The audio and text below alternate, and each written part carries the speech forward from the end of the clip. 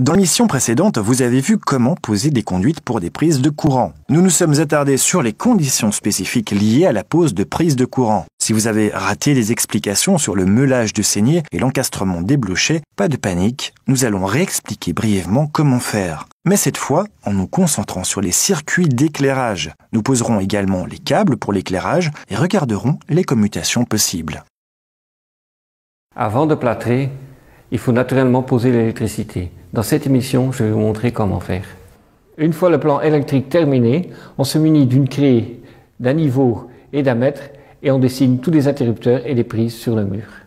Nous avons déjà montré comment marquer les conduites électriques pour des prises de courant selon le plan électrique. Pour l'éclairage, c'est exactement pareil. Vous marquez à l'endroit indiqué où vos interrupteurs viendront. N'oubliez pas non plus d'indiquer les conduites, vous faites tout cela avec votre niveau et une craie. Pour dessiner l'emplacement du boîtier, on utilise un mètre ou un boule, ou encore plus facile, on utilise le boîtier lui-même. On le dessine, mais assez grand. Laissez bien toujours un jeu suffisant autour du blochet, environ 2 cm. Vous pouvez réaliser facilement un gabarit en carton. Posez le blochet sur le carton et tracez les angles. Laissez aussi un jeu suffisant autour du blochet. Reliez les coins avec une latte et découpez le gabarit avec un cutter.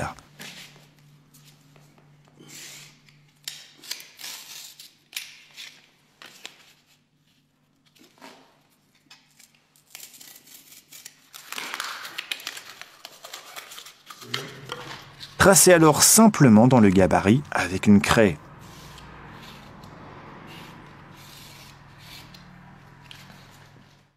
Si vous placez un blochet encastrable à côté d'une ouverture de porte, veillez à rester à environ 10 à 15 cm de l'ouverture de la porte. Placez aussi à chaque fois le symbole de ce qui ira dans le blochet encastrable. Utilisez le symbole pour un commutateur unipolaire, un commutateur bipolaire, un commutateur va-et-vient ou un commutateur inverseur.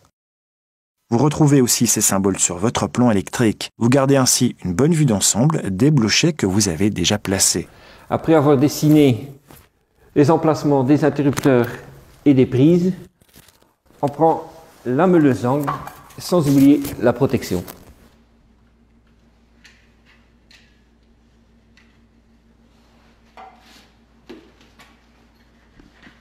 Pour la découpe, vous utilisez une meuleuse d'angle. Elle peut être dotée d'une petite ou d'une grande lame. L'avantage du plus grand disque, c'est qu'on peut meuler suffisamment profondément. Vous réalisez les rainures à environ 35 mm pour incorporer les conduites suffisamment.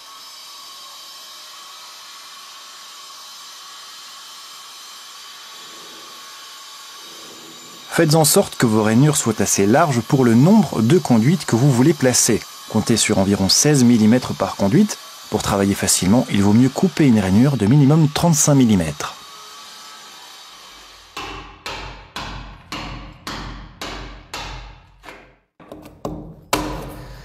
Une fois les saignées faites, il n'y a plus qu'à les dégager au marteau et au burin, et s'il y a beaucoup de saignées à faire, au marteau-pic. Travailler avec un marteau de démolition est plus rapide, mais aussi nettement plus pénible.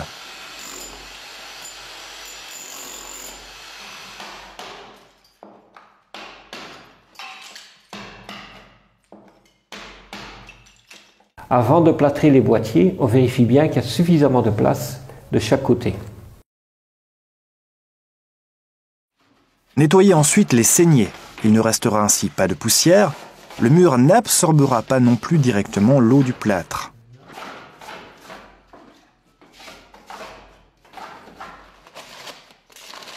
Nous utilisons du plâtre adhésif afin que les blochets se retrouvent bien coincés par la suite dans les ouvertures.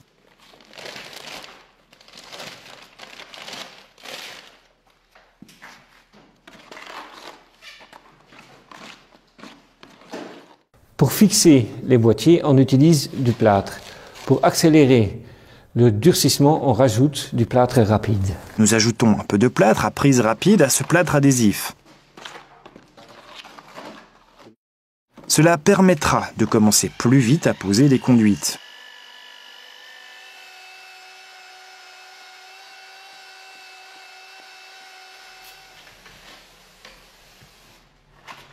Appliquez le plâtre dans les cavités et poussez les blochers à leur place.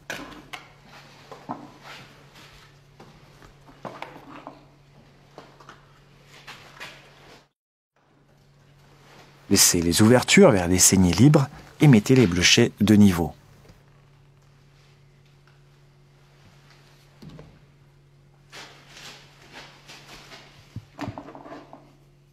Une fois le plâtre durci, les boîtiers bien fixés, on se munit du pré-câblé 1,5 carré pour l'éclairage, 2,5 carrés pour les prises. Pour conserver la vue d'ensemble, il vaut mieux commencer par placer toutes les conduites pour les prises d'une épaisseur de 2 mm et demi, puis seulement les circuits d'éclairage d'1 mm et demi. Vous évitez ainsi à tout moment de les confondre, ce qui est absolument interdit. Vous ne pouvez pas changer d'épaisseur dans un circuit. Si vous avez un circuit pourvu à la fois de prises et de points lumineux, vous prenez toujours une épaisseur de 2 mm et demi.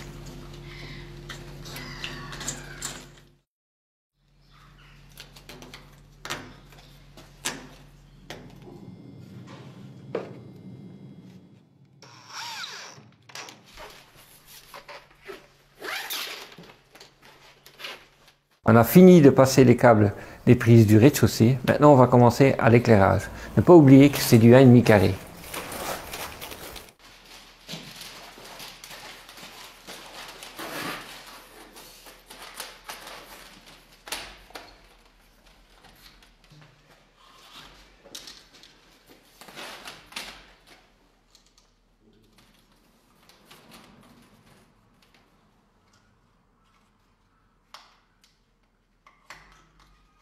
Vous fixez les conduites facilement avec quelques restes du flexible. Vous découpez ce reste sur mesure et avec cela, vous serrez le flexible. Ici, il y a deux interrupteurs. Simple allumage, un va-et-vient. Simple allumage, une lampe, un endroit. Va-et-vient, une lampe, deux endroits. Pour le va-et-vient, il faut minimum 4 fils pour aller d'un interrupteur à l'autre.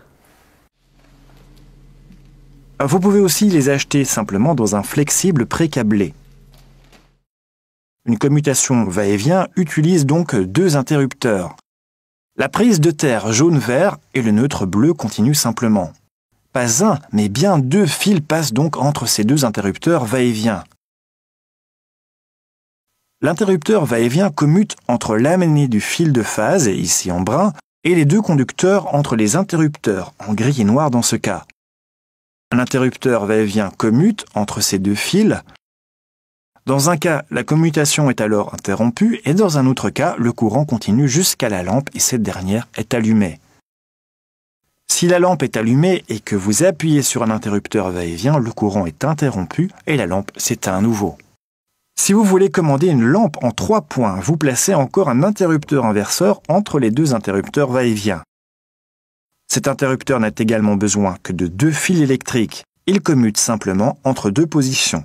Soit il laisse les fils continuer, noir vers noir et gris vers gris ici, soit dans l'autre cas, il croise les deux fils électriques et guide alors le courant de noir vers gris et de gris vers noir. Le courant est ainsi à nouveau interrompu ou continu et la lampe est allumée ou non. Vous tirez ces conducteurs vers l'autre point de commande. Maintenant, vous tirez tous les câbles pour l'éclairage jusqu'à ce que vous ayez câblé tous les points. Pour l'éclairage, vous pouvez, tout comme pour un circuit de prise, prévoir au maximum 8 points de dérivation.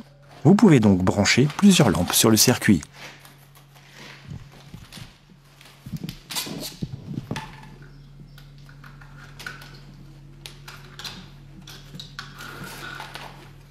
Surtout, n'oubliez pas de marquer les câbles à fur et à mesure.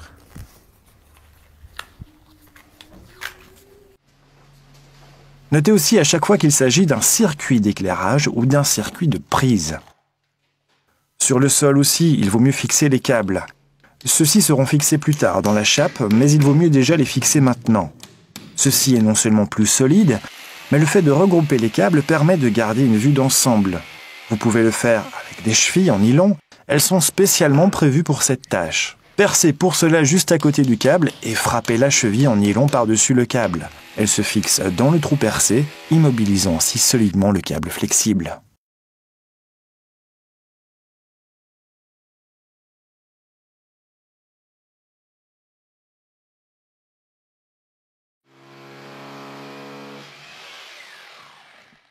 Une fois tout fini, il n'y a plus qu'à reboucher tous les trous avec du plâtre ou du mortier. Le mortier est utilisable en dessous du DPC. Avant de commencer, il vaut mieux plier tous les câbles dans les blochets. Ainsi, ils ne se coinceront certainement pas dans le mortier quand vous reboucherez les saignées. Préparez à présent le mortier. Commencez par verser la bonne quantité d'eau dans le baquet, puis versez le mortier dedans. Mélangez bien le mortier avec votre truelle ou avec le malaxeur sur votre perceuse. Continuez jusqu'à obtenir un mortier ferme et onctueux.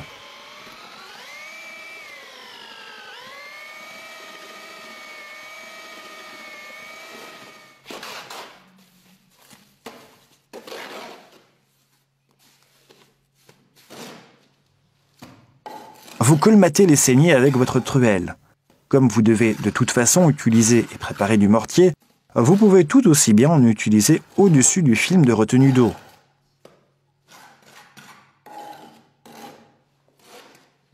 Colmatez les saignées jusqu'en haut.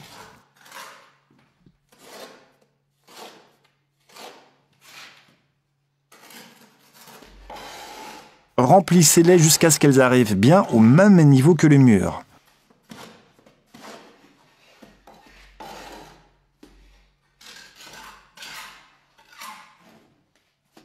Dès que le mortier est sec, les câbles sont fixés dans le mur et vos conduites sont placées. Voilà, l'électricité est finie. Ce projet est à voir ou à revoir sur dobit.be ou sur le canal YouTube. Je vous revois dans une autre émission. À bientôt.